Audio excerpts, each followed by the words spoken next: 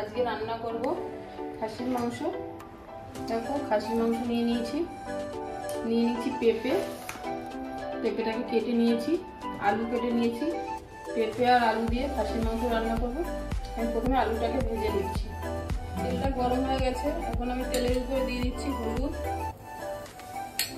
আর দিয়ে দিচ্ছি নুন।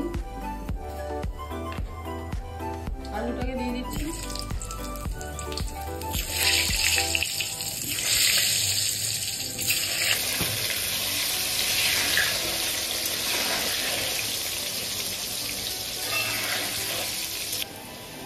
আলুটা ভাজা হয়ে গেছে, তুলে নিচ্ছি।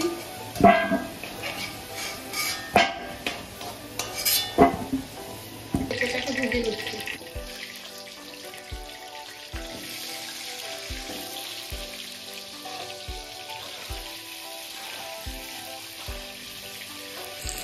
পেঁপেটাকে তুলে নিচ্ছি, ভাজা হয়ে গেছে।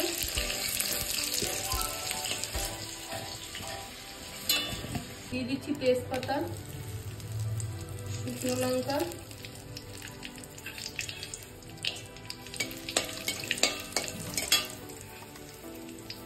গোটা গরম মশলা, গোটা জিরে।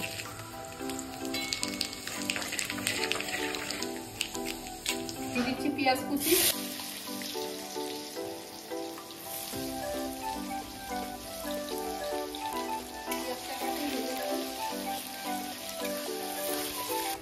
পেঁয়াজটা ভাজা হয়ে গেছে, এখন দিয়ে দিচ্ছি লঙ্কা বাটা,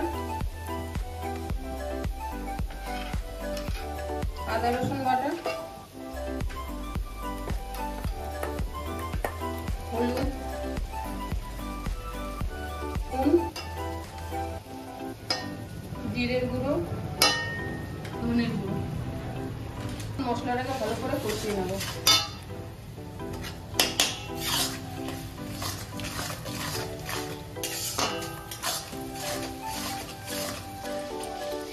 দিয়ে দিচ্ছি টমেটো কুচি।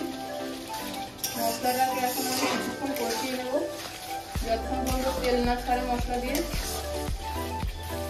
মশলাটা কষানো হয়ে গেছে, এখন আমি দিয়ে দিচ্ছি মাংসটাকে।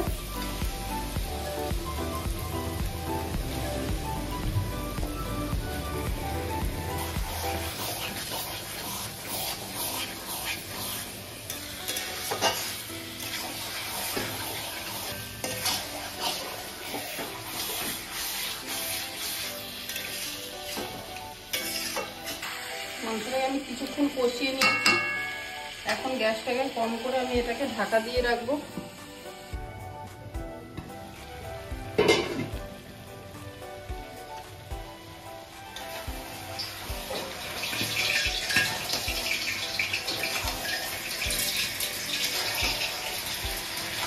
দিচ্ছি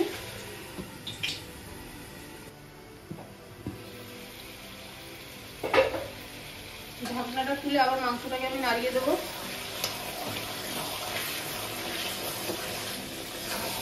মাংসটা থেকে দেখো তেল বেরিয়ে গেছে, এখন দিয়ে দিচ্ছি পেঁপে আর আলু।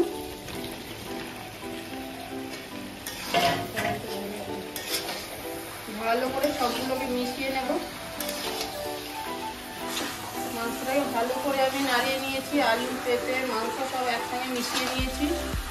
এখন আমি জল দিয়ে দিচ্ছি।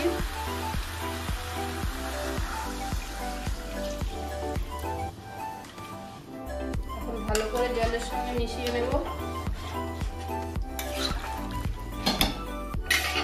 এখন আমি মাংসটাকে ঢাকা দিয়ে দিচ্ছি।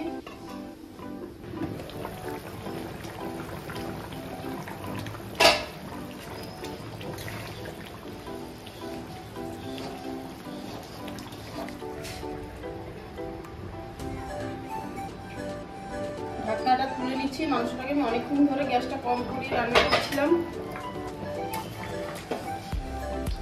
দেখো আলু পেঁপে সব সিদ্ধ হয়ে গেছে, মাংসও ভালোভাবে সিদ্ধ হয়ে গেছে।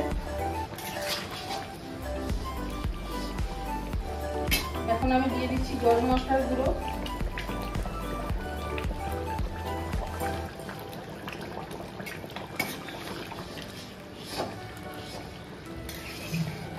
নামিয়ে নিচ্ছি।